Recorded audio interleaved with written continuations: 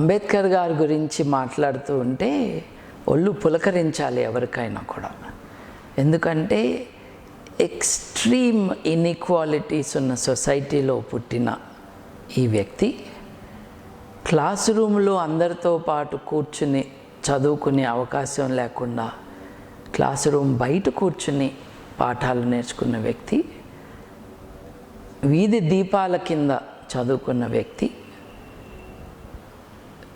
బరోడా మహారాజు గారి స్కాలర్షిప్ ద్వారా తర్వాత ఉన్నత విద్యల కోసం ఇంగ్లాండు, అమెరికా వెళ్ళి జాన్ డూయి లాంటి ఒక గొప్ప తాత్వికుడి దగ్గర విద్యను అభ్యసించి అది అకాడమిక్ అచీవ్మెంట్స్లో వెరీ ఇంప్రెసివ్ స్టేజ్కి వెళ్ళి భారతదేశానికి తిరిగి వచ్చి ఇక్కడ ఉన్న ఎకనామిక్, సోషల్, పొలిటికల్ ఇన్ఈక్వాలిటీ అన్నది కేవలం ఆంగ్లేయులు మన మీద పెత్తనం చేస్తుంటే రాలేదు.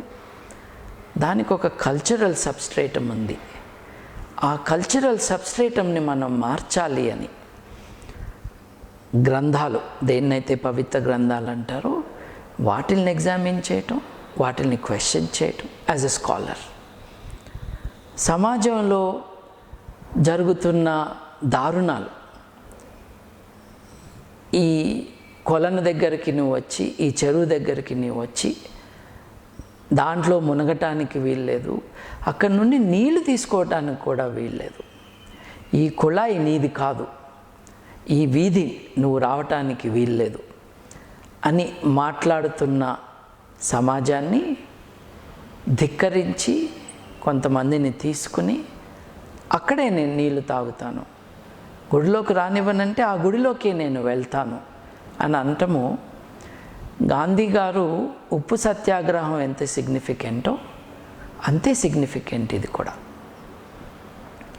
అట్లాగే డిప్రెస్ క్లాసెస్, షెడ్యూల్ కాస్ట్ వారందరూ ఉన్నతి కోసం ఎక్కడా తన ప్రిన్సిపల్స్లో కాంప్రమైజ్ లేకుండా ఒక సెక్యులర్ భావజాలంతో how to reconstruct Indian society అన్న క్వశ్చన్కి చాలా టైం డివోట్ చేసిన మహానుభావుడు Ambedkar garu. But he was also a bitter man. ఆయన ముందుకు రానిలేదు. ఆయనకి నిజంగా సహచరులను లేకపోతే ఆయనతో ఈక్వల్స్గా ఉంటారు అన్నవాళ్ళు చాలా తక్కువ మంది. ఈక్వల్స్ లేరని కాదు, అటువంటి అబద్ధపు ప్రచారాలు చేయకూడదు. అంబేద్కర్ గారు నిర్వహించిన పాత్ర ఏదైతే ఉందో ఆ రంగంలో కాకపోయినా డిఫరెంట్ అదర్ ఫీల్డ్స్లో అంతే గొప్ప వర్క్ చేసిన వాళ్ళు చాలామంది ఉన్నారు. వారందరితో కూడా అంబేద్కర్ గారు సన్నిహితంగా ఉండేవారు. ఉదాహరణకి ఎంఎన్ రాయ్ సరోస్కోవాజీ హాల్లో బాంబేలో లెక్చర్ ఇస్తూ ఉంటే ఆయన లెక్చర్ అయిపోయినప్పుడు ఇంకా ఒకే ఒక వ్యక్తి నుంచుని చప్పట్లు కొడుతూ ఉన్నాడు అని ఆ రోజు అక్కడ మీటింగ్లో ఉన్న కంటెంపరీస్ రాసుకున్నారు. అది ఎవరు అని చూస్తే అంబేద్కర్ గారు అని ఐడెంటిఫై చేశారు.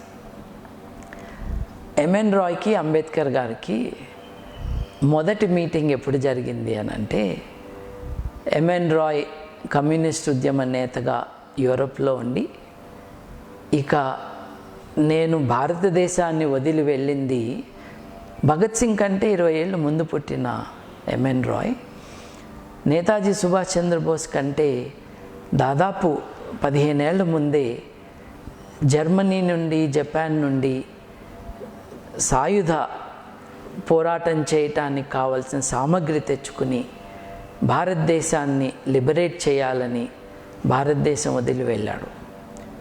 నేను నా దేశానికి తిరిగి వెళ్ళిపోవాలి అని అనుకున్నప్పుడు ఒక మారు పేరుతో భారతదేశానికి వచ్చాడు. ఆ మారు పేరుతోనే ఉన్నప్పుడు అంబేద్కర్ గారిని కలవటానికి వెళ్తే అంబేద్కర్ గారితో ఎంత టైమో నాకు గుర్తులేదు, ఎక్స్టెన్సివ్ డిస్కషన్ అయినాక డాక్టర్ మహమూద్ గారు, అంటే ఎంఎన్ రాయ్ గారి మారు పేరు, డాక్టర్ మహమూద్ గారు వెళ్ళిపోయినాక అంబేద్కరు పిలిచి అడిగారంట, ఇతను డాక్టర్ మహమూద్ లాగా అనిపించట్లేదు, ఉత్తరప్రదేశ్లో పెరిగి పనిచేస్తున్న వ్యక్తి ఇలా మాట్లాడడు, ఈయనది ఇంకేదో బ్యాక్గ్రౌండ్ ఉంది అని ఆయన అన్నారంట. అప్పటి నుండి వారి జీవితం ఎండ్ వరకు అంబేద్కర్ గారు, ఎంఎన్ రాయ్ గారు మానవవాద దృక్పథంతోనే భారత సమాజంలో ఉన్న పరిస్థితులను ఎగ్జామిన్ చేయటం. అంబేద్కర్ గారు వైస్రాయ్ కౌన్సిల్లో ఉన్నప్పుడు ఎంఎన్ రాయ్ ఆయన అనుచరులు సహచరులు స్థాపించిన ఇండియన్ లేబర్ ఫెడరేషన్కి అప్పటి ప్రభుత్వం తరపునే చాలా సీరియస్ హెల్ప్ చేయటము, ఇదంతా వీఆర్ అవేర్ ఆఫ్ దట్. ఇది పర్టికులర్గా ఎందుకు చెప్తున్నాను అంటే అంబేద్కర్ గారు was a humanist.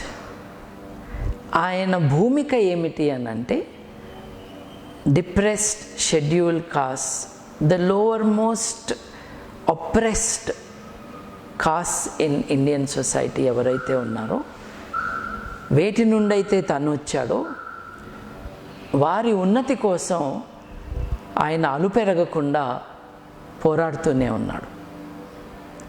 But fundamentally Ambedkar గారు was a humanist, మానవవాది.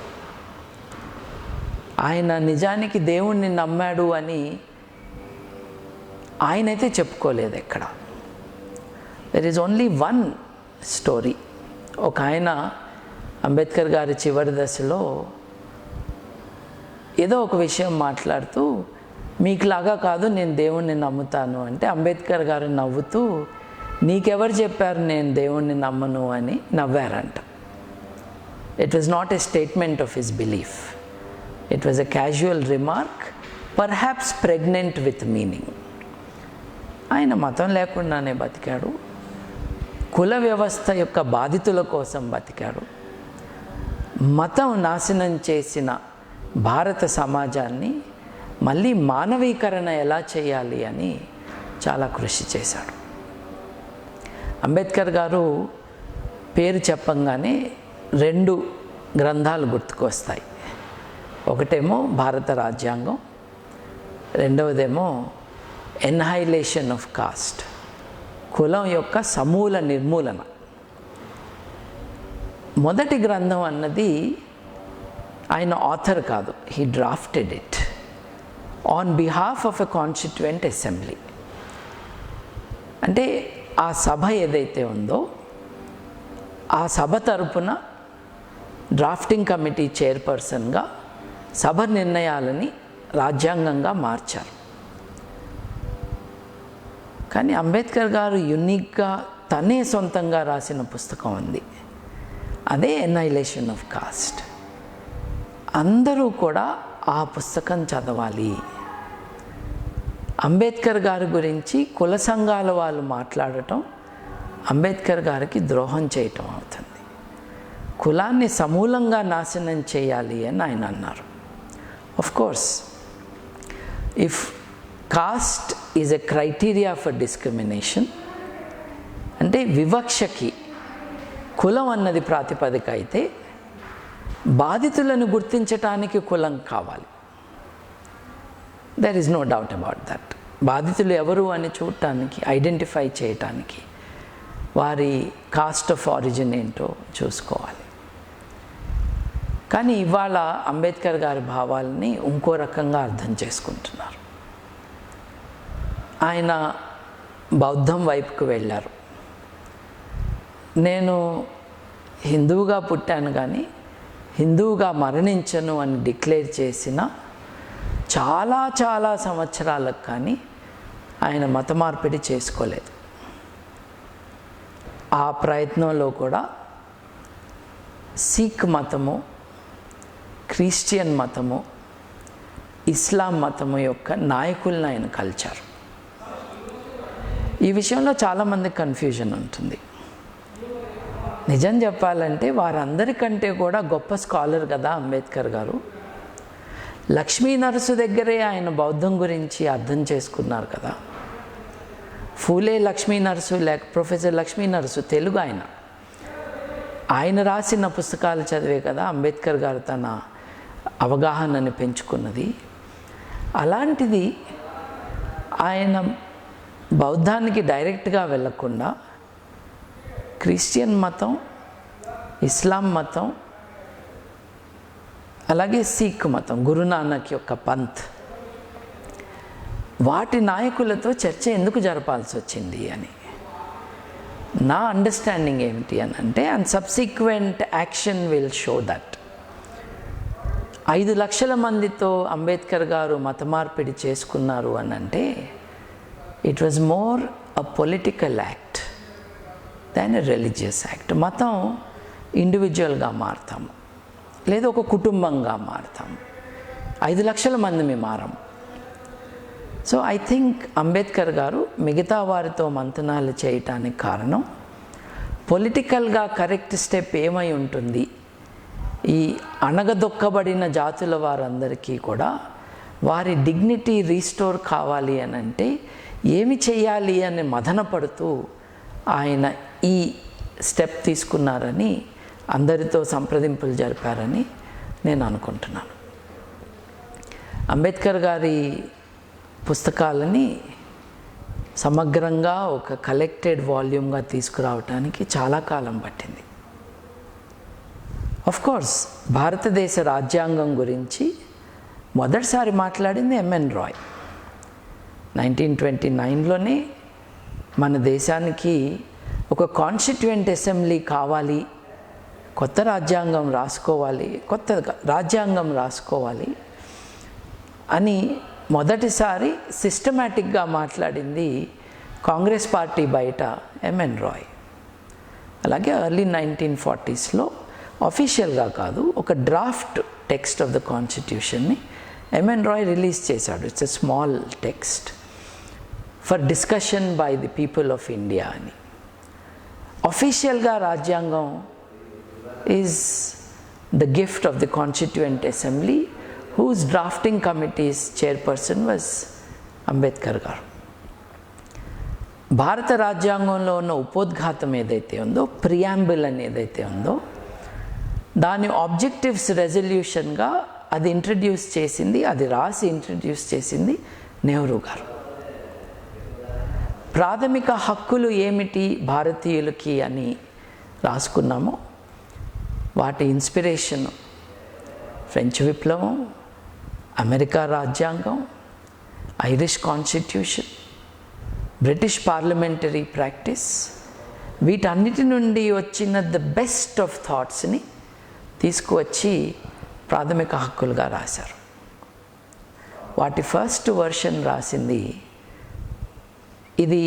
It is not completely confirmed because the people themselves have made no comment about it. Doctor మహమూద్గా కరాచీ కాంగ్రెస్ మీటింగ్ని మారువేషంలో ఉండి అటెండ్ అవుతున్న ఎంఎన్ రాయ్ గారు కాంగ్రెస్ పార్టీలో పెద్ద నాయకుడిగా అప్పటికే ఉన్న జవహర్లాల్ నెహ్రూ గారు 1931లో వారిద్దరూ కలిసి చేసిన డ్రాఫ్ట్ అదే భారత రాజ్యాంగానికి ఆబ్జెక్టివ్స్ రెజల్యూషన్గా వచ్చింది అన్నది ఒక not completely confirmed information. Contemporaries చెప్పినది నేను విన్నాను, కొన్ని చోట్ల రాయటం కూడా చూశాను. సో మానవవాదులుగా ఉన్న నెహ్రూ గారు, ఎంఎన్ రాయ్ గారు, అంబేద్కర్ గారు, దక్షిణ భారతదేశంలో ఉన్న పెరియార్ గారు, ఎవరైతే వీరందరూ కూడా మానవ హక్కులు, మనిషి యొక్క హుందాతనం, మానవ విలువలు, విజ్ఞాన శాస్త్రం, వీటి ఆధారంగా మన సమాజం, మన మనుషులు ఉండాలని కోరుకున్నారు.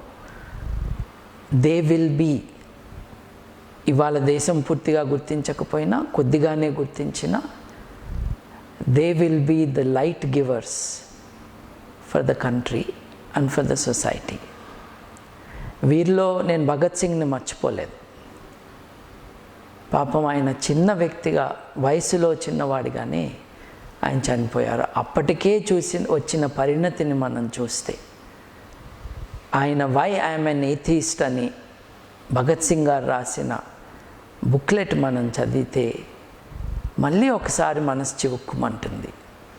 భగత్ సింగ్ జీవించుంటే ఆయన ఒక గొప్ప తాత్వికుడుగా కూడా ఎదిగేవాడు, అది జరగకుండానే అంతమైపోయింది ఆయన జీవితం అని.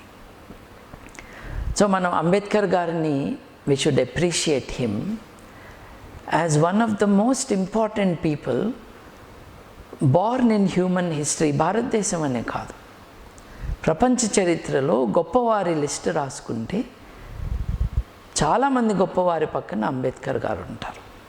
ఒంటరిగా కాదు, ఆయన లాంటి గొప్పవారితో పాటు ఆయన అక్కడ ఉంటారు. ఆయన ఎవరు, ఆయన ఏం ప్రతిపాదించాడు అన్నది ప్రజాస్వామ్య విలువలపైన మక్కువ ఉన్న వాళ్ళకే అర్థమవుతుంది. లేకపోతే అంబేద్కర్ గారిని ఒక విగ్రహానికి పరిమితం చేయటం, ఆయన నమ్మని క్రతువులు ఆయన విగ్రహానికి చేసి పాలాభిషేకాలు చేయటం, అంబేద్కర్ గారంటే రిజర్వేషన్లు ఇచ్చిన వ్యక్తిగా అందరూ అనుకుంటారు.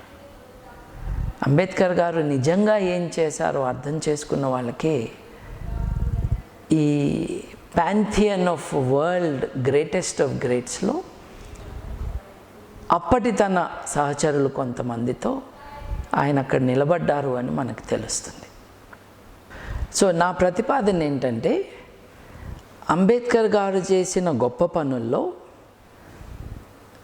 ఆయన ఇన్వాల్వ్ అయిన గ్రేట్ యాక్టివిటీస్లో first is the annihilation of caste. ఎందుకు అనంటే, caste is not division of labour, it is division of labourers అని చెప్పాడు ఆయన.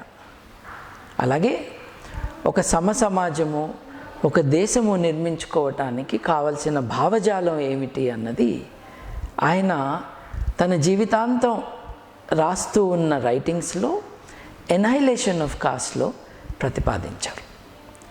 సో అంబేద్కర్ గారు అనంగానే రాజ్యాంగం అని ఆపేయవద్దు. అంబేద్కర్ గారు అనంటే కుల వ్యవస్థని సమూలంగా నిర్మూలించాలి అని ఆయన చెప్పిన విషయాల్ని మటుకు గుర్తుంచుకోవాలి. భారతదేశపు ప్రగతికి అది బేసిస్ అవుతుంది.